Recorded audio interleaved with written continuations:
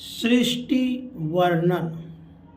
ब्रह्मा जी ने कहा, मायापति भगवान ने एक से बहुत होने की इच्छा होने पर अपनी माया से अपने स्वरूप में स्वयं प्राप्त काल, कर्म और स्वभाव को स्वीकार कर लिया। भगवान की शक्ति से ही काल ने तीनों गुणों में शोभ उत्पन्न कर दिया, स्वभाव ने उन्हें रूपांतरित कर दिया और कर्म ने महतत्व को जन्म दिया।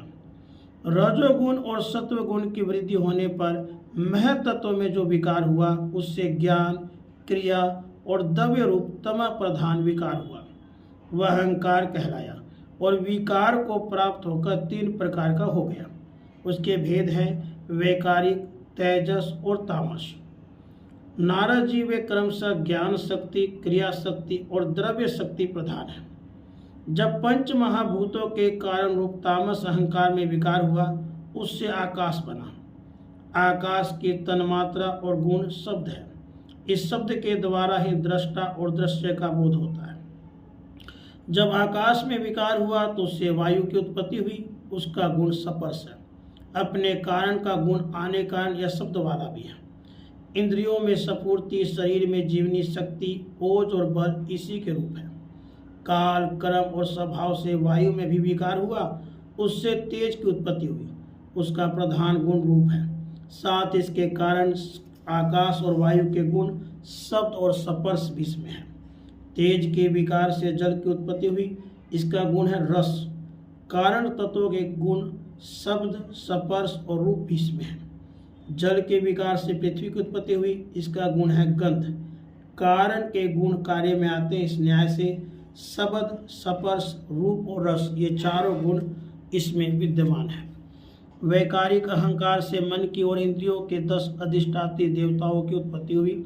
उनके नाम है दिशा, वायु, सूर्य, वरुण, अश्वनी कुमार, अग्नि, इंद्र, विष्णु, मित्र और प्रजापति। तेजस अहंकार के विकार से श्रोत्र, त्वचा, नेत्र, जिह्वा और घ्राण ये 5 ज्ञानेंद्रियां, वाक, हस्त, पाद, गुदा और जनन इंद्रिय ये 5 कर्मेंद्रियां उत्पन्न हुई। साथ ही ज्ञान शक्ति रूप बुद्धि और क्रिया शक्ति रूप प्राण भी तेजस अहंकार से उत्पन्न हुए। जिस समय ये पंचभूत इंद्रियां, मन और सत्व आदि तीनों गुण परस्पर संगठित नहीं थे, तब अपने रहने के लिए भोगों के साधन रूप शरीर की रचना नहीं कर सके। जब भगवान ने इन्हें अपनी शक्ति से प्रेरित किया तब वे तत्व परस्पर एक दूसरे के साथ मिल गए। उन्होंने आपस में कार्य कारण भाव स्वीकार करके व्यष्टि समष्टि रूप पिंड और ब्रह्मांड दोनों की रचना की। वह ब्रह्मांड रूप अंडा 1 सहस्र वर्ष तक निर्जीव रूप में जल में पड़ा रहा। फिर काल, कर्म और स्वभाव को स्वीकार करने वाले भगवान ने उसे जीवित कर दिया।